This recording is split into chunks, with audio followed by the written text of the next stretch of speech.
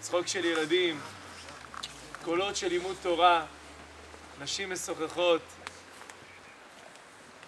שמחה של חגים, חגי ישראל ושבתות, הקצב של העיירה, הקצב השמח של העיירה. והנה הם מובלים לכאן באוגוסט 41. ונכנסים פה אל תוך היער, עיירה שלמה.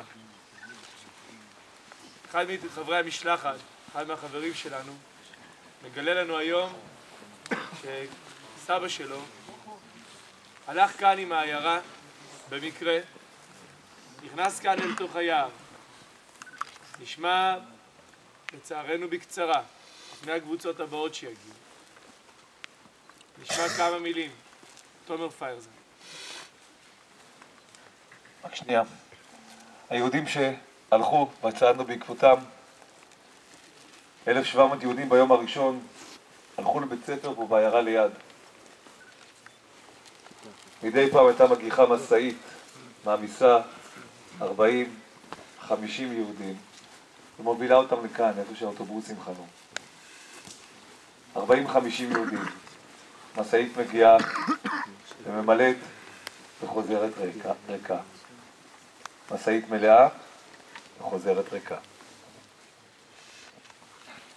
לפני המלחמה, סבא רבא שלי, יהושע גרסטן, הוא היה קצין בצבא הפולני, ובעצם כשהנאצים פלשו לפה, הם תפסו אותו ביחד עם כל שאר הקצינים, שמו אותו בשבי ועוד לא ידעו שהוא יהודי, עד שאחד הקצינים הפולנים הלשין עליו שהוא יהודי, שמו אותו במסעית עם עוד כמה אנשים יהודים שהיו, ולקחו אותו ליער, ובדרך, בערך שהוא מגיע קרוב לבורות, הוא מתחיל לשמוע יריות, הוא עוד לא מבין מה זה, מה קורה פה, ובעצם מורידים אותו מהמסעית ועל יד הבורות, הוא אומרים להם להתפשט, הוא מגיע, הוא נעמד ליד הבור יחד עם כולם, ובעצם ההבדל היחידי בינו לבין כל שאר האנשים שהיו שם, זה שהוא ידע מה עושה המכונה הזאת שמסתובבת ומפילה את האנשים, ובגלל זה ברגע שהוא חשב שזה נכון, כשהמכונה כמעט הגיע אליו, הוא נפל אחורה לתוך הבור, פיל את עצמו ושכב שם במשך לילה שלם מכוסה בגופות, כדי שהנאצים משמם לא יראו שהוא חי ועשו וידוי הריגה. הוא שוכב שם כל הלילה, זוחל החוצה כשהוא שומע שקט, ובורח ערום, רץ פה ביער כשחורף וקר, ובעצם מה שקורה זה שהוא מצטרף לפרטיזנים, אבל הרב שלנו אמר לי לקצר, אז אני לא אספר את החלק הזה, אפשר? אוקיי.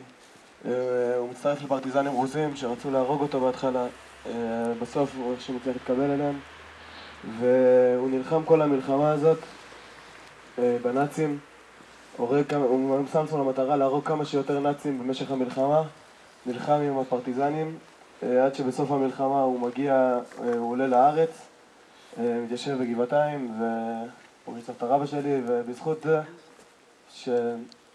שנייה של תושייה, אני פה עכשיו, בגלל שהוא נפל לבור והצליח להיות שם, בגלל זה בשבילי זה מיוחד להיות פה באמת, זהו, זה הסיפור על סבא רבא שלי. תודה רבה.